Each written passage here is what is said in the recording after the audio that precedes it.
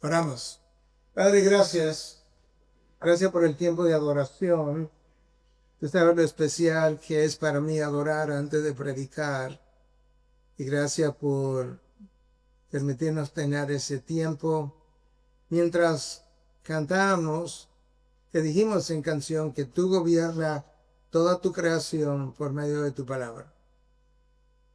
Tu palabra revelada, dice eso en Hebreos 1:3. Y yo te pido ahora que, de la misma manera que tú gobiernas la creación entera por medio de tu palabra, que tú gobiernas al predicador ahora por medio de la misma palabra. Y que el Espíritu de Dios pueda ser su timón para saber qué enfatizar, qué no enfatizar, en qué dirección movernos del texto preparado. Señor, yo hice mi mejor esfuerzo en preparar el mensaje, pero yo te pido que tú prepares el mensajero y que yo pueda predicar un mensaje mejor que el que yo preparé. Precisamente por lo que tú hagas en el mensaje. Sé con nosotros en el día de hoy en Cristo Jesús. Amén.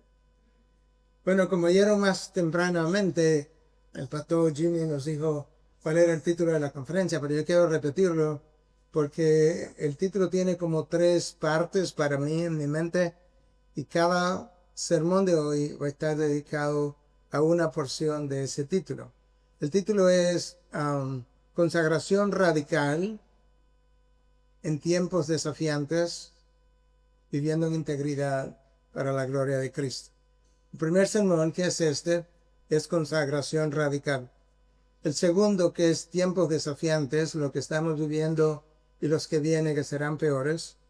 Y el último es cómo vivir en integridad, con convicción, en medio de los tiempos que estaremos afrontando. De manera que ese es más o menos el programa que vamos a seguir. Y yo voy a ir directamente a la palabra de Dios, a una porción del libro de Marcos, capítulo 8, versículo 34 al 38, 4 o 5 versículos nada más para hablar de consagración radical. Esto es la palabra de Dios. Y llamando a la multitud y a sus discípulos, les dijo: si alguno quiere venir en pos de mí, niéguese a sí mismo. Tome su cruz y sígame. Porque el que quiera salvar su vida la perderá, pero el que pierda su vida por causa de mí y del evangelio la salvará. Pues ¿de qué le sirve a un hombre ganar el mundo entero y perder su alma? Pues ¿qué dará un hombre a cambio de su alma? Porque cualquiera que se avergüence de mí y de mis palabras en esta generación adúltera y pecadora, el Hijo del Hombre también se avergonzará de él cuando venga en la gloria de su Padre con los santos ángeles. ¡Wow! Ese solo texto es pesado. Jesús acababa de anunciar su muerte. En el texto anterior al que yo leí, él acababa de anunciar su muerte. Por primera vez, él anunció su muerte 3 veces. Esta era la primera vez que él lo hacía y se lo hizo solo a sus discípulos. Si estaban todos, serían a los 12 discípulos. La multitud no estaba ahí. Ahora él dice en el texto que yo acabo de leer, y llamando a la multitud, se invitó a la multitud a que viniera a un grupo en el que ellos no estaban. Porque el anuncio de su muerte era para los 12. Lo que yo acabo de leer era para las multitudes y también para sus discípulos. De manera que esta fue una enseñanza importante y eso nos da una idea desde ya de que el llamado al sacrificio en la vida cristiana no es para unos pocos, no es para los misioneros, no es para los mártires, no es para los pastores, era para las multitudes. Si alguno, cualquiera, el que oiga, quiere venir en pos de mí, ni siquiera eran discípulos todavía, si alguno quiere venir en pos de mí, esto es lo primero que necesita hacer. Wow. De manera que el llamado al sacrificio es un llamado universal. Pero lamentablemente poco lo han creído y por tanto poco lo han seguido. Escucha lo que Jesús había dicho ya en el Sermón del Monte, Mateo 7:14. porque estrecha es la puerta y angosta la senda que lleva a la vida. La puerta es estrecha, el camino que lleva a la vida también es estrecho, es angosto, y pocos son los que lo hallan. Lamentablemente en nuestros días muchos son los que abren esa puerta de par en par para que prácticamente entre cualquier persona que diga que es cristiana, aunque en su vida no lo parezca. Cristo llamó a la multitud y a los discípulos, porque él quería dejar en claro que una cosa es creer en Cristo y otra cosa es seguir a Cristo.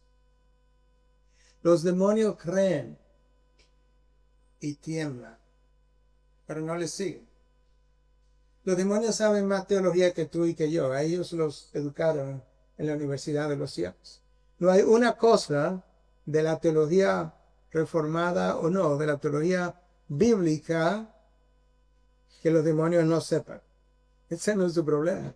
Su problema no es falta de conocimiento teológico, es falta de seguimiento. Mucha gente conoció a Cristo. Literalmente, los fariseos, los saduceos, los escribas, Pilato, Herodes, Judas, gran cosa. Porque ninguno de ellos terminaron en la salvación.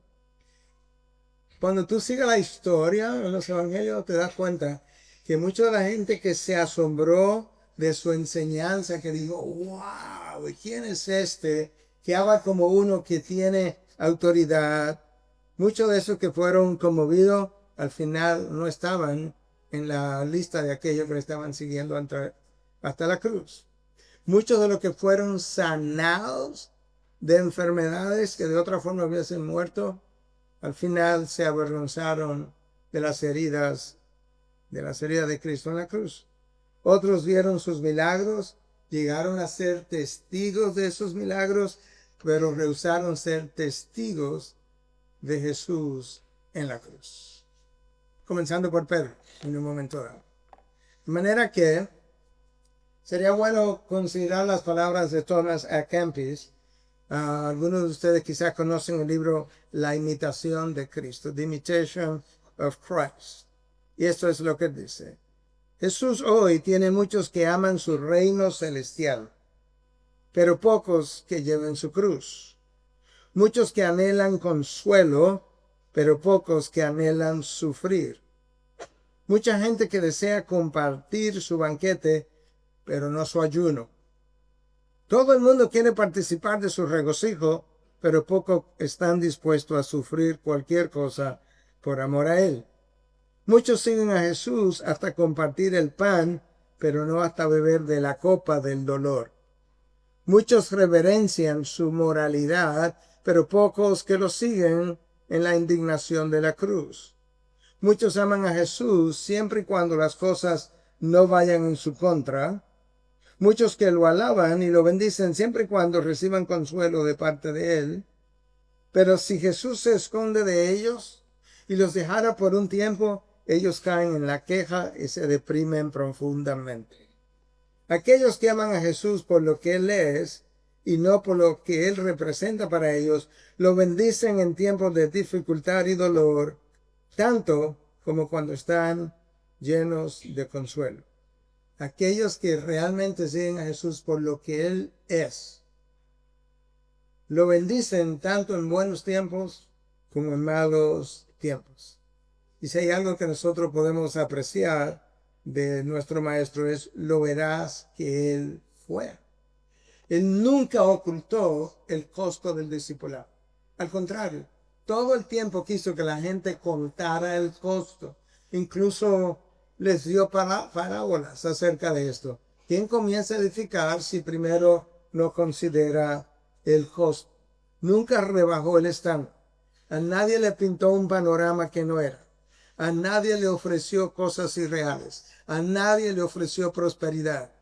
A nadie le recordó que seguirlo tiene, a todo el mundo le recordó que seguirlo tiene un precio. Y a nadie le enseñó que seguirlo sería acompañado de sanación, de gloria, de prosperidad y de todo lo que muchas veces se predica hoy. Entonces, a partir de esa declaración que yo mencioné, que yo leí ante ustedes, el ministerio de Cristo tomó un giro. Cuando tú lees los evangelios, tiene que seguir como los diferentes giros que el ministerio de Cristo tuvo. El primer año de Jesús fue prácticamente desconocido. De hecho, solamente Juan habla de ese primer año de Jesús. En Juan capítulo 1, 2, 3, 4.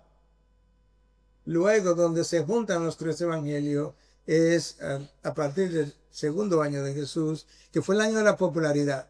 Todo el mundo le seguía, todo el mundo quería oírlo. El año 1, el año del desconocimiento. Año 2, el año de la popularidad. Año 3, el año de la oposición. Entonces, el ministerio de Cristo toma otro giro a partir de este momento. Y en ese grupo estaba Pedro. Y Pedro había identificado a Jesús como el Hijo del Dios viviente. Tú eres el Cristo, el Hijo del Dios viviente. Inmediatamente después que Pedro hace ese pronunciamiento, Jesús anuncia su cruz. Inmediatamente después anuncia nuestra cruz. Jesús dice, todo el que quiera seguirme, que tome su cruz y me siga. Sí, pero ya le había anunciado su cruz. Es como si Jesús te estuviera diciendo, a mí me espera una cruz en Jerusalén, pero a usted le espera una cruz como estilo de vida.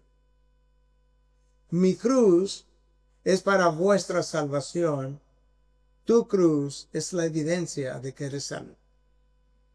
Mi cruz compró vuestra salvación y la tuya es la evidencia de que fuiste comprado. Y ahora que nosotros tenemos como una idea de qué trata el texto, todo lo anterior fue la introducción a mis hermanos, yo no he comenzado a predicar todavía. Vamos a ver 3 puntos de enseñanzas principales. El requisito para seguir a Jesús, versículo 34. La promesa para todo creyente, versículo 35.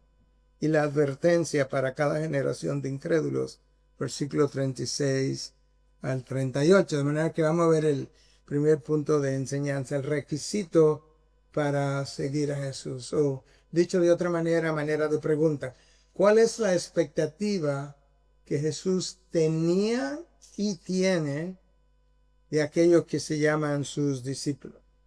Bueno, déjame comenzar a leértelo de nuevo. Si alguno quiere venir en pos de mí, en otras palabras, yo no le estoy hablando ni siquiera a gente que ya me está siguiendo, que ya es mi discípulo, no. Si alguno quiere comenzar a venir en pos de mí, que sepa que lo primero que tiene que hacer es negarse a sí mismo, luego toma su cruz y me sigue. El seguirme es posterior a las dos cosas anteriores. La razón por la que la vida cristiana se hace tan difícil para mucha gente es justamente eso, que la muerte del yo no ha ocurrido ni la cruz se ha cargado. Eso es. Jesús en una sola frase nos deja ver varias cosas. Nota que Jesús no dice, si alguno quiere creer en mí, eso no es lo que dice. Si alguno quiere venir en pos de mí. Muchos hoy pudieran decir junto con Pedro que Jesús es el Cristo, el Hijo del Dios viviente, pero no lo sigan.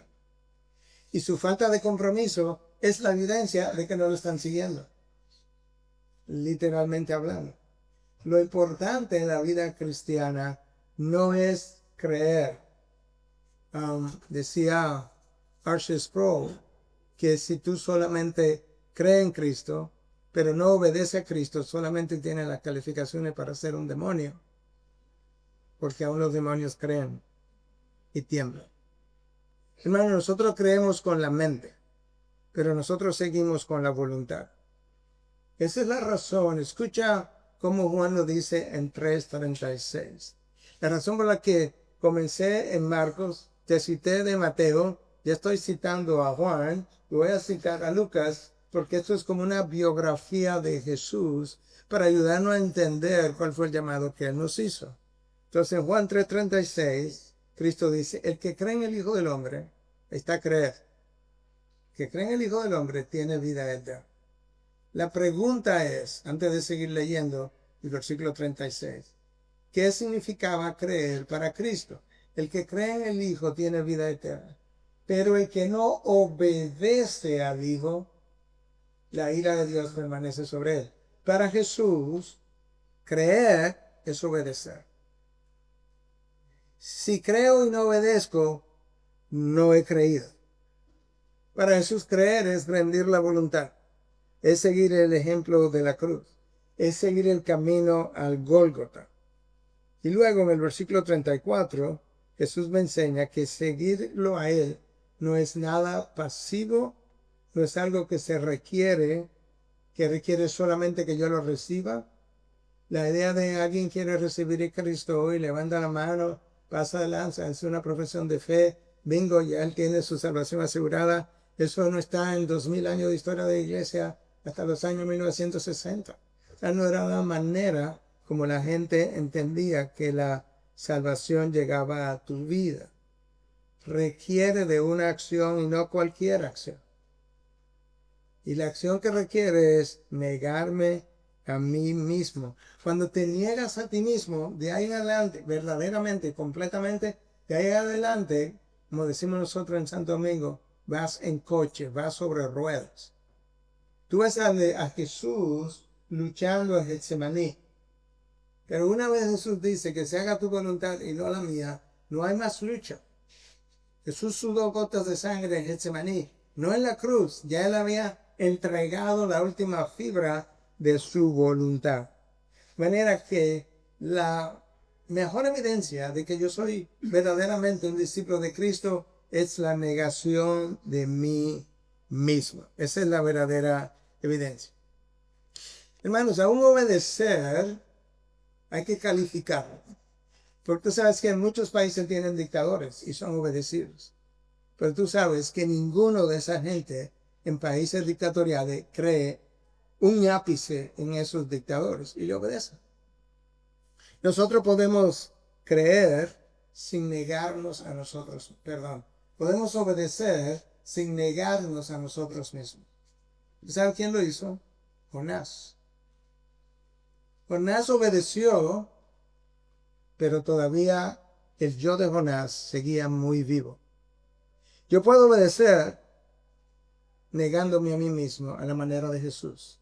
Yo puedo obedecer sin negarme a mí mismo a la manera de Jonás, o yo puedo obedecer negando a mí mismo a la manera de Jesús. Yo puedo obedecer y estar insatisfecho con mi obediencia, como lo hizo Jonás. Jonás obedeció, siguió insatisfecho hasta el final. Es muy triste que tú cierres el libro de Jonás y todavía Jonás no ha despertado a la satisfacción en Dios. De manera que yo puedo obedecer y en la obediencia estar insatisfecho con mi obediencia porque el yo no se ha muerto. O yo puedo obedecer y estar satisfecho y en paz en mi hombre interior a la manera de Cristo. Y a eso es que llamamos sumisión. La sumisión es una obediencia a Dios, entendiendo que sus propósitos no solamente son superiores a los míos, son mejores que los míos. Y que Él tiene una voluntad que es buena, que es agradable y es perfecta. Esa es la razón por la que el Hijo, nota esto, que cuando a Cristo le preguntaron los discípulos, enséñanos cómo orar, nota que en la oración modelo que Él dejó, que Él dice, que se haga tu voluntad en el cielo como en la tierra. Pero eso fue cuando Él le tocó enseñar cómo orar. Cuando Él le tocó orar antes de morir, dice, Padre, que se haga tu voluntad y no la mía. Primero lo enseñó y después lo vivió y lo demostró. Esa debe ser tu actitud y la mía en cada ocasión. No importa si se trata de una invitación, no importa si se trata de un libro, no importa si se trata de un empleo, no importa si se trata de un novio o una novia con quien te quieres casar. Yo quiero eso siempre y cuando tú lo quieras, si no, aléjalo de mí. Y Cristo le dice, Señor, mira, si es posible que esta copa pase de mí, ¿qué pasa? Pero al final, como no se trata de mí, que se haga tu voluntad y no la mía. Jonás obedeció y todo el tiempo cuestionó los designios de Dios. Tomás tiene, nosotros decimos la cachaza, la coraza, no sé cómo llamar, la dureza. En el capítulo 4, ya cerrando el libro, él se sienta, todavía airado. La ciudad entera se ha arrepentido y Jonás no está contento con el arrepentimiento. Siendo él el instrumento del arrepentimiento, no el autor, pero el instrumento. Él no está contento. Los animales están tristes en la ciudad, por así decirlo, porque eso es lo que el texto dice, estaban cubiertos en polvo y ceniza. Jonás no está contento. Está ahí debajo del sol. Dios le hace crecer una planta. Él tiene una pequeña sombra ahora. Está un poco mejor a la sombra. Dios, que hizo crecer la planta, le secó la planta. E inmediatamente Jonás se muestra más airado aún. Y Dios le dice, Jonás, ¿qué pasa? ¿Todavía tienes razón para estar airado? Tú conoces la respuesta de Jonás. Sí, estoy airado hasta la muerte. Eso es un profeta de Dios. Hello. El yo de Jonás, hasta esa línea, no había muerto. Yo espero que haya muerto eventualmente, porque sería la única manera de encontrarnos con él en el reino de los cielos. Pero es una buena forma de ilustrar cómo se obedece de una forma a lo Jonás o cómo se obedece a lo Cristo. Y lo que él espera es que yo pueda obedecerlo de la manera como él obedeció. Cuando yo me niego a mí mismo, la obediencia es llevada un paso más. Cuando yo me niego a mí mismo verdaderamente, yo obedezco porque amo a Dios, porque estoy convencido que aunque yo quiera esto o aquello, con todo mi corazón, con cada fibra de mi ser, a mí me conviene lo que Dios ha decidido y no lo que yo deseo. Cuando tú has obedecido de esta manera, entonces tú puedes entender y tú puedes recordar cada una de estas frases y llevarla a tu vida, te haría mucho bien y a mí también. Número 1, recuerda, no se trata de mí. Nada en el reino de los cielos se trata de él. No se trata de mis deseos. No se trata de mis aspiraciones. No se trata de mis gustos, ni de mis preferencias, ni mis derechos. ¿Tú oíste a Cristo alguna vez decir, este es mi derecho como hijo de Dios? Ni de mis sueños, ni de mis aspiraciones, ni de mis expectativas. No se trata de nada de eso.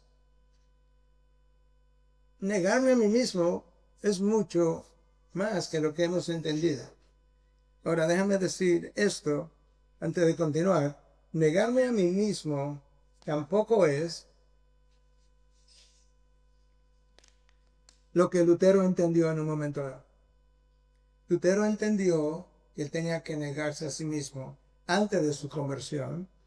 No había conocido la salvación por gracia hasta que él estaba estudiando para enseñar la epístola de los Romanos y de repente se encuentra con Romanos 1:17, el justo por la fe vivirá. Pero Lutero se negó a sí mismo malentendidamente. Él supo dormir a la intemperie, en el frío, casi desnudo, como una forma de castigar su cuerpo, como una forma de negarse a sí mismo. Supo someterse a confesatorio o confesiones con su padre, a su sacerdote asignado, por 2 y 3 horas. Llegó un momento que uno de los sacerdotes, uno de sus superiores, dijo, Lutero, la próxima vez que tú vuelvas a confesar algo, tráeme algo que valga la pena confesar. Pues Lutero se paraba del confesionario, daba el repaso y volvía, ay padre, perdóneme que se me quedó un pecado. Lutero vivía continuamente bajo el yugo de Dios en su mente como juez. Hasta el punto que alguien le preguntó un día a Lutero, ¿tú amas a Dios? Y él le dijo, ama a Dios, a veces yo le odio. De manera que negarme a mí mismo no es como Lutero lo entendió. Es renunciar al yo. Yo no sé si tú te has dado cuenta, pero el yo cuando tú lo tienes interno, en cuidado intensivo, intubado, agonizando, de repente él resucita y se para de ahí otra vez. No puedes seguir a Cristo con el yo en control. No puedes seguir a Cristo siguiendo tus planes. No puedes seguir a Cristo siguiendo tus propios deseos. No puedes seguir a Cristo trazando el camino o siguiendo el camino que tú has trazado. Abraham estaba en Ur de los Caldeos, Dios se le aparece y le dice, Abraham, vete de tu tierra y de tu parentela a la tierra que yo te mostraré. Abraham tenía dos opciones. O me sigues y caminas conmigo y eres bendecido, o te quedas donde estás. Pero no puedes quedarte donde estás y estar conmigo al mismo tiempo. Dios le dice a Jacob en un momento dado que vaya a Egipto. A Egipto, sí, porque allí yo te haré una nación grande. Pero si tú eres Dios, tú no puedes ser una nación grande aquí donde yo estoy. No, no, no, no. Allí es clave. Yo te haré una nación grande. O sigues mi camino o te quedas chiquito. Pero es allí donde yo quiero hacerte una nación grande. El problema de nuestras vidas, de todos nosotros, es que el centro de gravedad de tu vida es el yo. Es como la Tierra tiene un centro de gravedad. Hay un centro magnético en el planeta Tierra. El centro magnético de tu vida es el yo.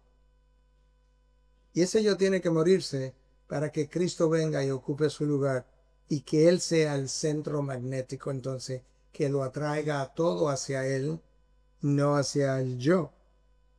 La manera como se lo ha enseñado a nuestra iglesia es que hay mucha gente que ha abrazado a Cristo y Cristo es una parte importante de su vida. Hay otro grupo que ha abrazado a Cristo y Cristo es una parte muy importante de su vida. Hay otro grupo que ha abrazado a Cristo y Cristo es la parte más importante de su vida. Sí, pero no han llegado a ninguno. Hasta que Cristo no sea mi vida. Yo no he llegado. Recuerda lo que dice el libro de los Hechos. En Él nosotros vivimos, nos movemos y existimos. Cristo no es simplemente la parte más importante de mi vida. Él es mi vida.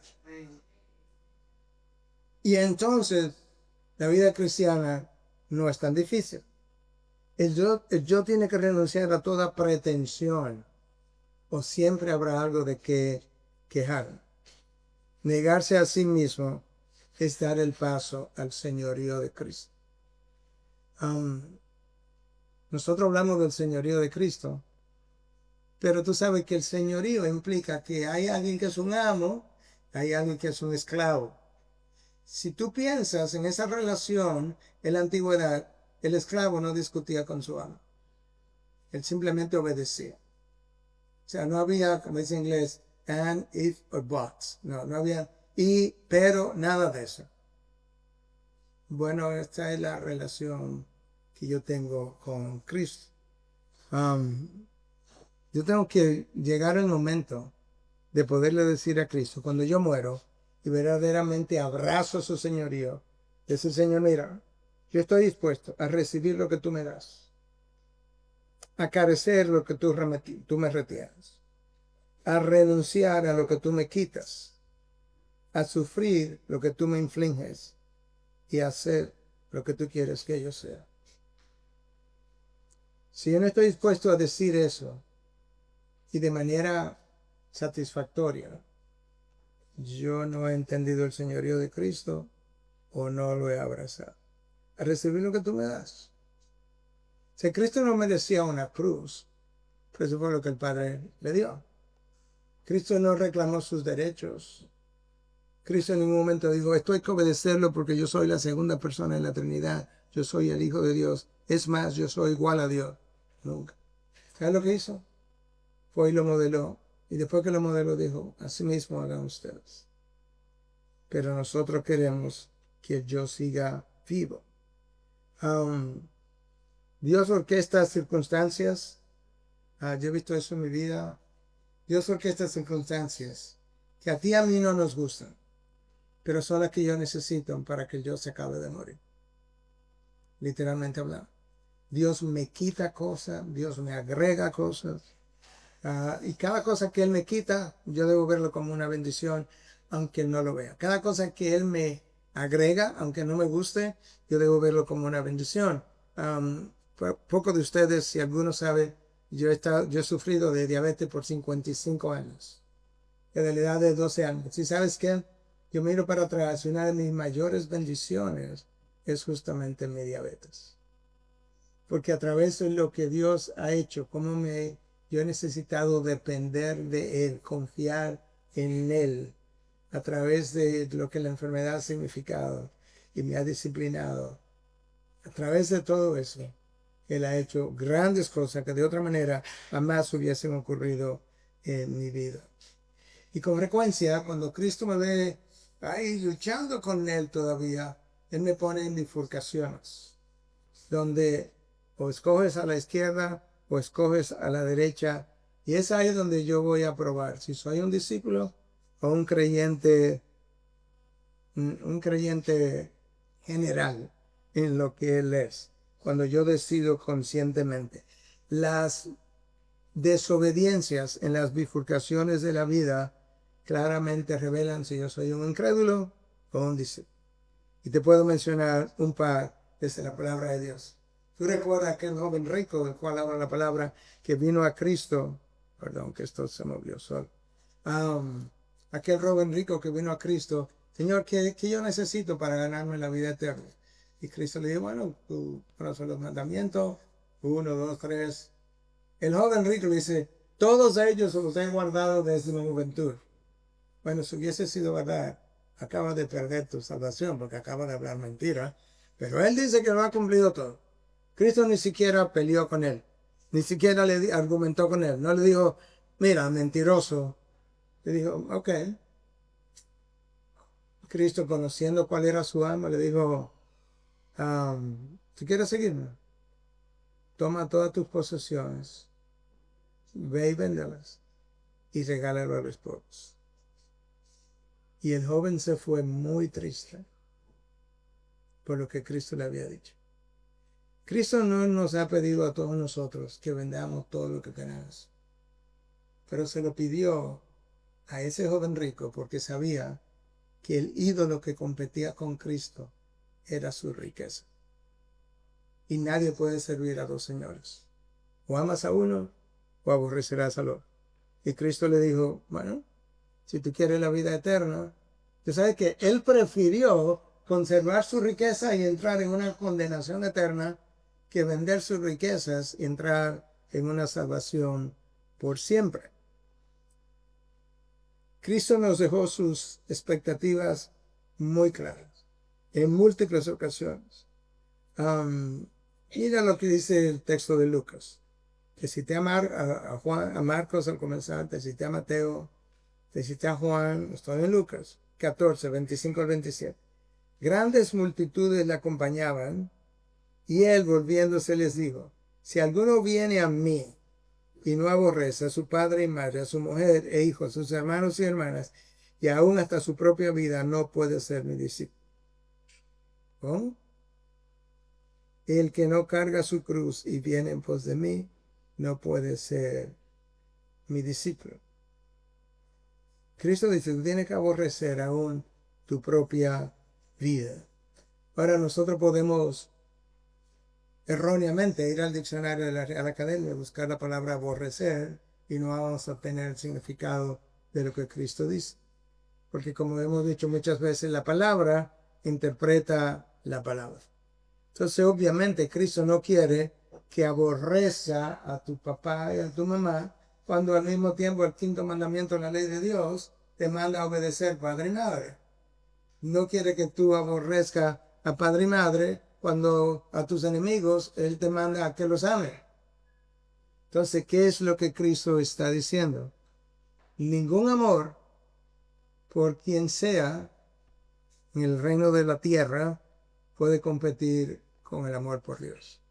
No importa si es tu padre, si es tu madre, si es tu hijo, si es tu hija o aún tu propia vida. Ningún amor. De manera que si creer en mí va a llevarte, como pasa en en alguna cultura, a que tu padre y tu madre te expulsen de la casa, pues que te expulsen. A eso que se está refiriendo, como ocurre en múltiples lugares del Medio Oriente. Cristo está usando una especie de hipérbole, de exageración, como cuando él dijo, si tu ojo te causa de pecado, sácatelo. Cristo no estaba hablando literalmente que fuera y te sacara el ojo, pero estaba usando una figura del habla para ayudarte a entender lo radical que tiene que hacer en tu vida. Y en este caso está usando una hipérbole para decirte, hey, no puedes tener ningún amor que compita conmigo, no importa si ese amor tiene que ver con tu padre o tu madre. Escucha todavía en Lucas, los versículos 59 y 60, cómo Cristo sigue presionando lo que son los requisitos para seguirlo. A otro dijo, sígueme, pero él dijo, Señor, permíteme que vaya primero a enterrar a mi padre. Mas él le dijo, deja que los muertos entierren a sus muertos, pero tú ve y anuncia por todas partes el reino de Dios. Pero tiene que entender esta fraseología, porque no es que el padre de este hombre estaba agonizando, estaba en sus últimas horas o días, y Cristo le dijo, no, tú no puedes ir a atenderlo por horas o por días. No, esta frase, déjame ir primero a enterrar a mi padre, lo que implicaba en el lenguaje era, mi papá está vivo todavía, yo me voy a mi casa, cuando él se muera, 5, 10, 15, 20, 30, 40 años después, cuando él se muera, yo te sigo.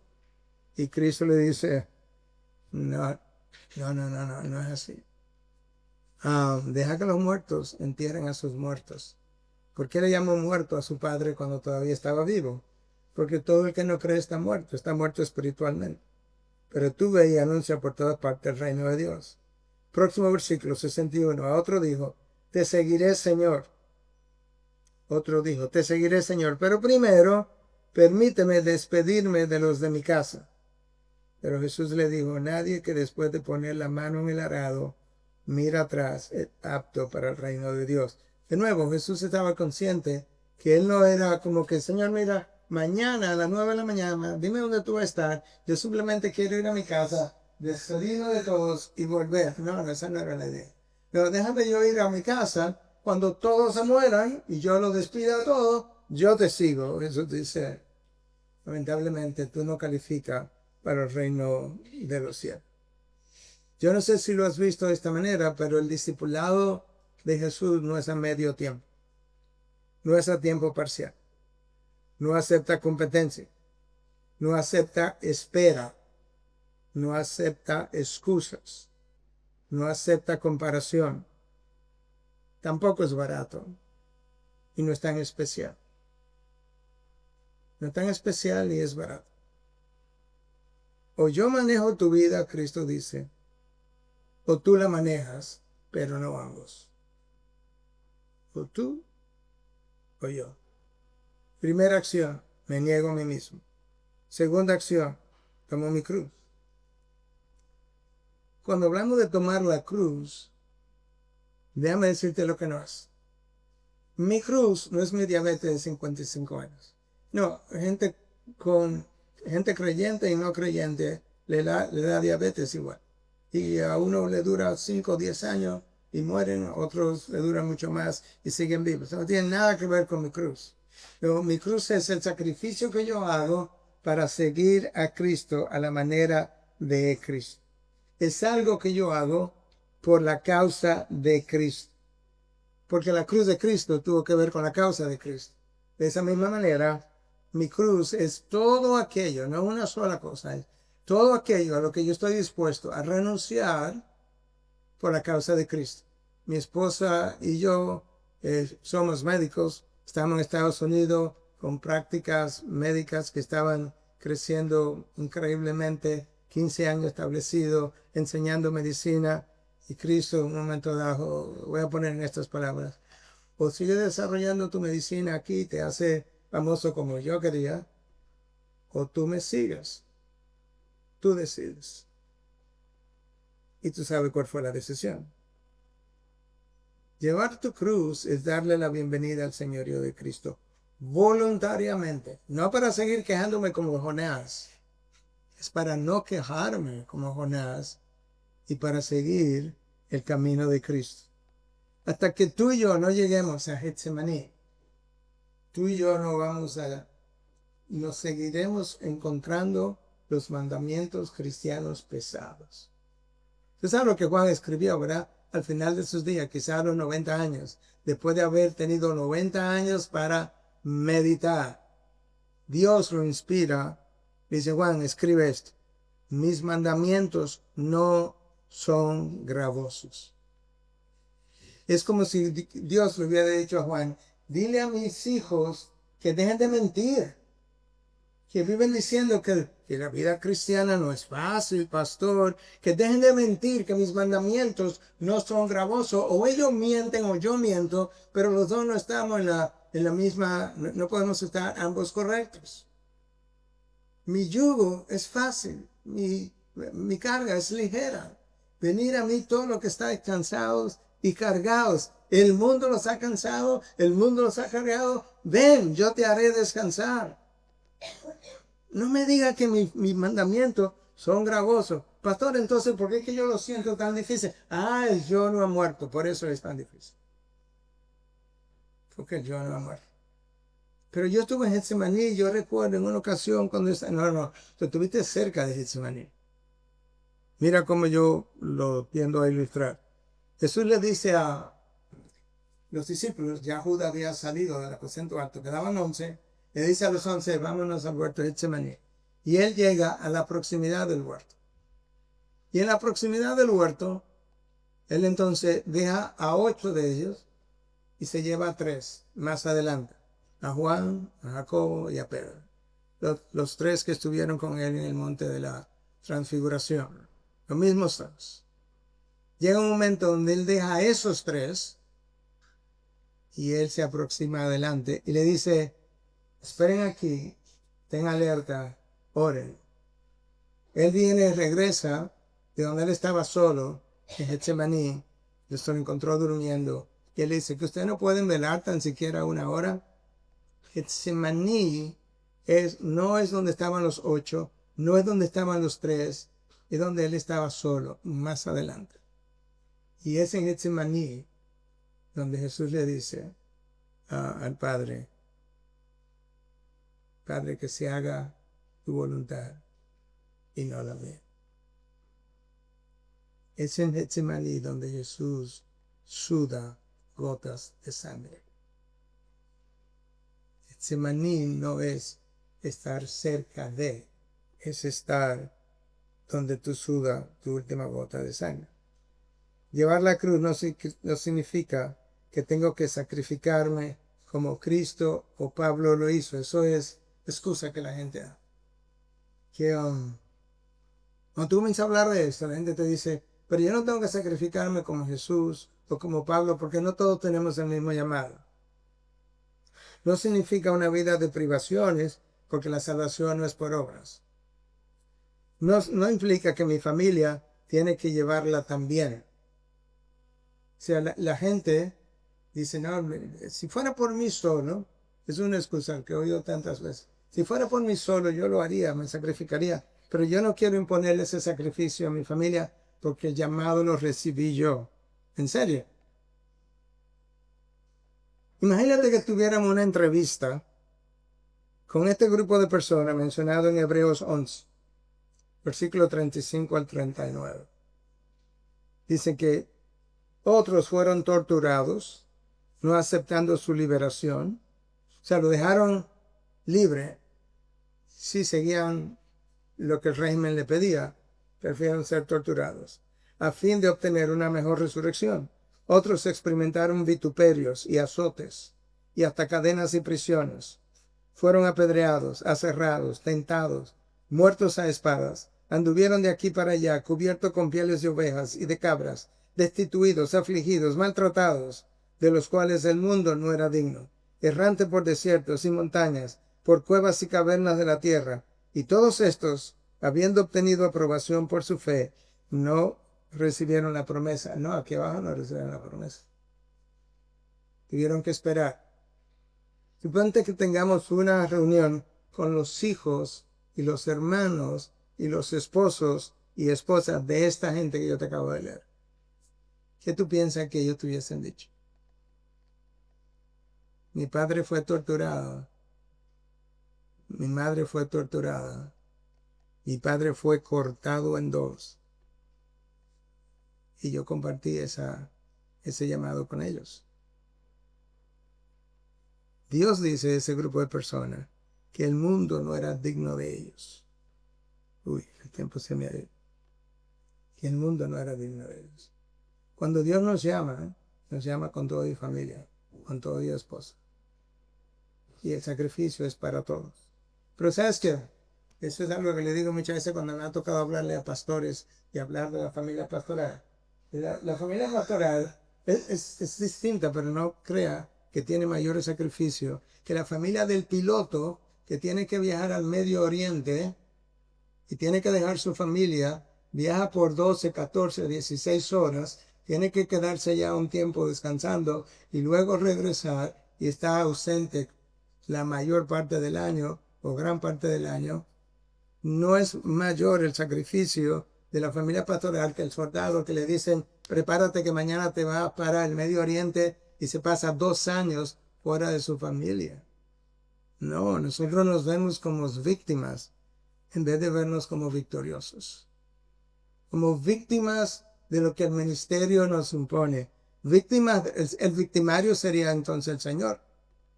Si nosotros somos las víctimas, el victimario fue el Señor que me llamó. Punto número 2, tengo que correr. Segundo punto, veamos la promesa para el creyente. Porque el que quiera salvar su vida la perderá, pero el que pierda su vida por causa de mí, del Evangelio, la salvará. En el reino de los cielos, ¿tú sabes cómo tú asciendes? Bajando. Cristo bajó, después que él bajó, siguió bajando, lavó los pies a la cruz y luego ascendió y luego se sentó a la derecha del Padre. Hacia abajo es el camino hacia arriba en el reino de la gloria.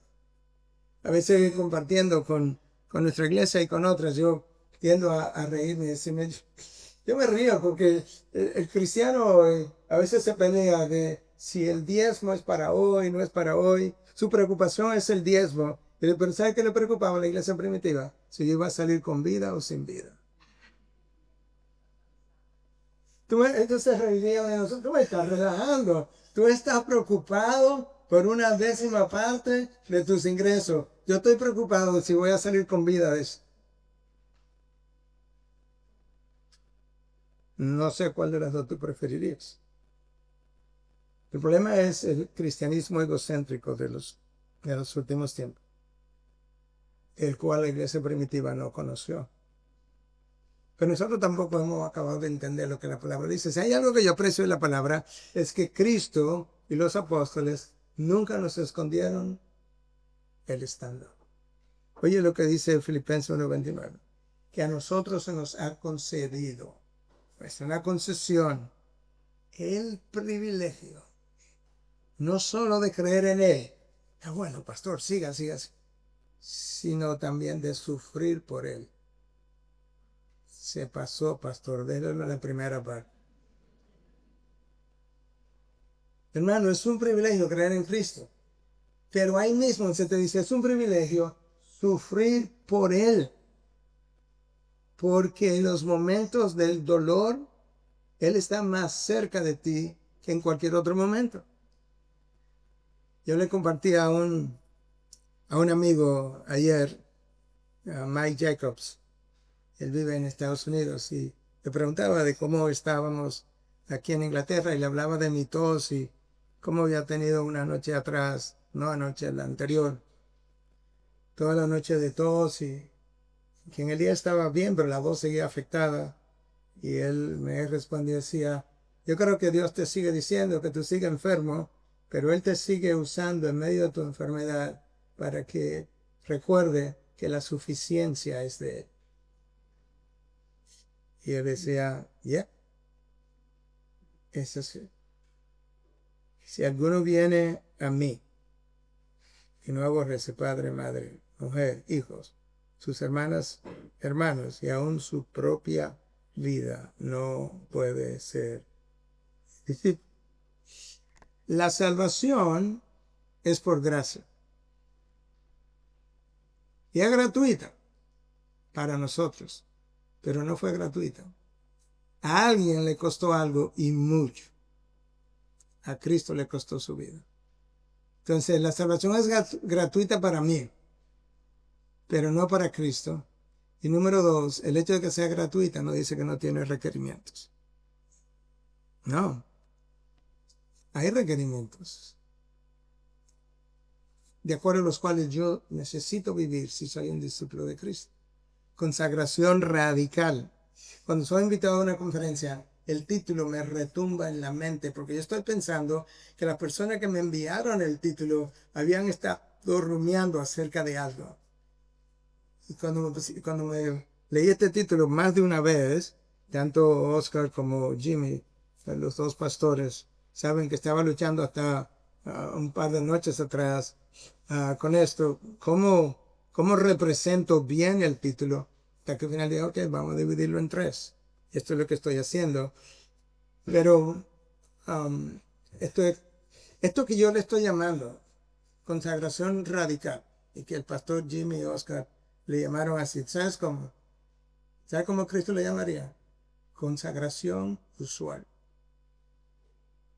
O sea, Cristo no conoció una cosa como consagración radical para los fanáticos o los mártires y consagración para las muchedumbres. No, porque este texto, estas palabras, Él se las dijo a las multitudes.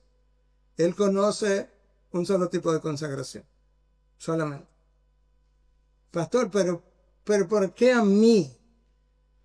Yo te voy a decir por qué a ti. Número uno, en un mundo caído, sufrimos las consecuencias de la caída de ese mundo. Uno de una forma, otro de otra forma. Porque nosotros estamos ocupando territorio enemigo. Yo no sé si tú te das cuenta, pero el territorio que tú ocupas en la tierra es territorio enemigo. ¿Tú sabes lo que dice la palabra? Que el mundo entero yace bajo el poder del enemigo. El mundo entero está bajo el poder del enemigo. Nosotros estamos peleando una batalla y estamos obligando al enemigo a retroceder por este territorio enemigo que yo estoy ganando. ¿Por qué a mí? Porque aún después de ser salvo, nosotros seguimos pecando y frecuentemente cosechamos las consecuencias de nuestros pecados. ¿Por qué a mí? Porque las condiciones de dolor y sufrimiento prueban nuestro discipulado y pulen nuestro discipulado. ¿Por qué a mí?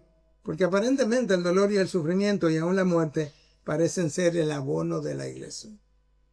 ¿Tú sabes lo que dijo Agustino Mártir cientos de años atrás? La sangre de los mártires es el abono de la iglesia. Y decía él mismo, nos pueden matar, pero no nos pueden hacer daño. Porque cuando me matas, me has hecho un gran bien. Me mandaste al reino de los cielos.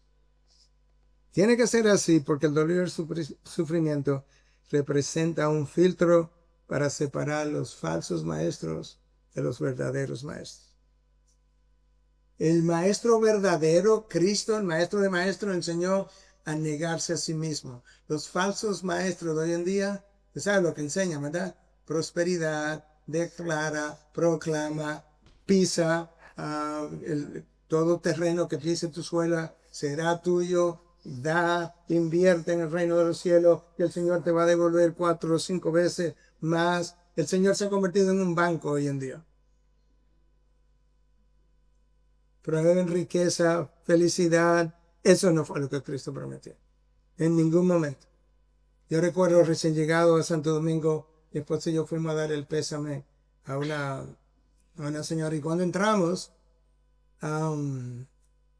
fuimos sobrecogidos porque la mamá de la persona que había muerto, era un joven, le estaba diciendo a una persona que acababa de entrar a toda voz, mentirosa, mentirosa, tú me prometiste que mi hijo sanaría y míralo ahí ahora donde está, muerto.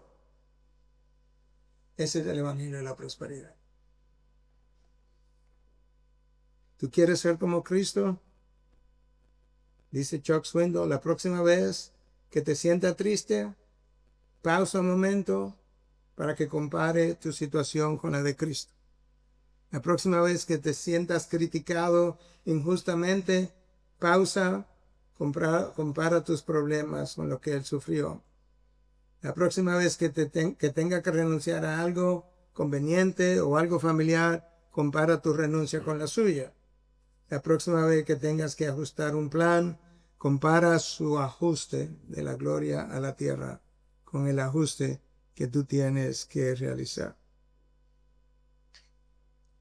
Nosotros necesitamos, en la primera parte, Cristo le habló de cargar su cruz, de negarse. En la segunda parte, le dice, ¿de qué le sirve a un hombre ganar el mundo entero, perder su alma?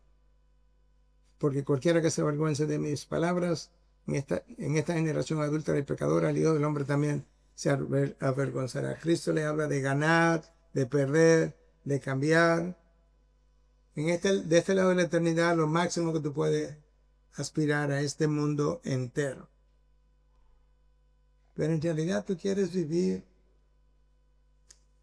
ganaste este mundo entero. Tú quieres vivir 90 años, 100 años, poseyendo todo este mundo, pero pasando la eternidad entera en dolor y sufrimiento. ¿Realmente esa es tu elección? ¿Realmente podemos ser tan cortos de vista que te cambiemos 90 o 100 años de vida por una eternidad? Nosotros, Cristo llamó a su generación adúltera y pecadora. Los profetas llamaron a Israel más o menos de la misma manera. Cristo dice, cualquiera que se avergüence de mí o de mis palabras, en otras palabras, si niegas quién yo soy, pierdes tu vida. Si niegas las palabras que yo he enseñado, pierdes tu vida. Wow. Si no recibe lo que yo enseño, si no me recibe como el único redentor, como el único camino, como la única verdad, permaneces en la mentira y terminas en condenación. Yo necesito cerrar. Déjame ver cómo lo hago. Quizá lo voy a hacer con esta oración de Arthur Bennett. Arthur Bennett es quien recogió una serie de oraciones de los puritanos y las publicó en el libro El Valle de la Visión. Escucha esta oración. A mí me encanta leer los puritanos porque ellos entendieron la vida cristiana como realmente es. Escucha. Cuando tú quieres guiarme, yo me hago cargo de mí mismo.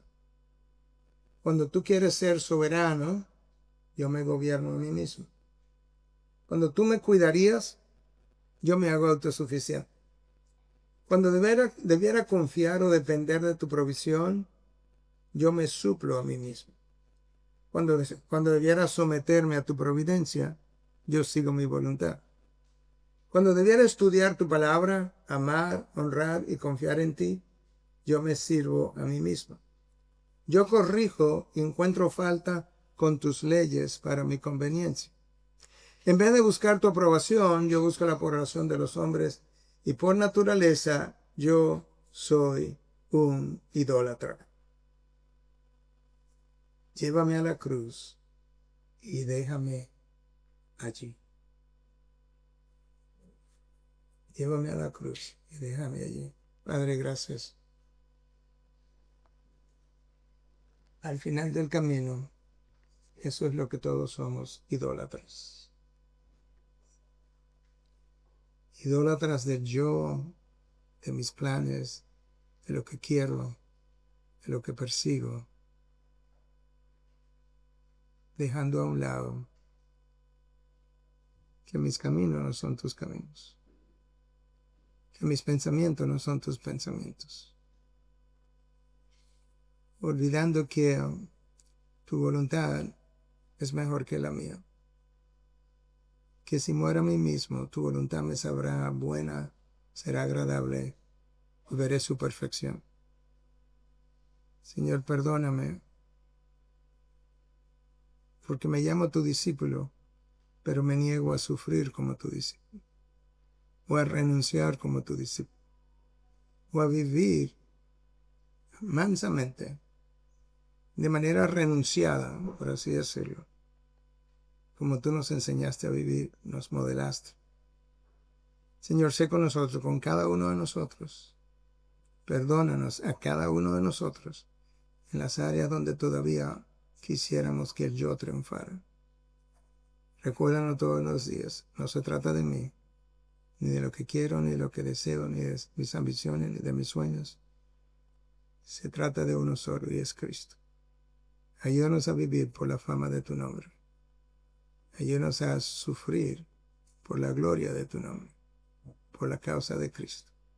Y recuérdanos que aun si nos sacrificáramos como Cristo lo hizo, que es imposible, pero si lo hiciéramos, todavía nos quedamos muy cortos. Porque Cristo comenzó como Dios en la gloria y yo comenzaría como un hombre pecador en la tierra. Y no se puede comparar aún si Él y yo terminamos en la cruz. Gracias por tu palabra, que nos hace nacer de nuevo, que nos refresca tus verdades, que nos ancla, que nos fortalece, que nos refresca. Sé con tu pueblo, en Cristo Jesús. Amén. Amén.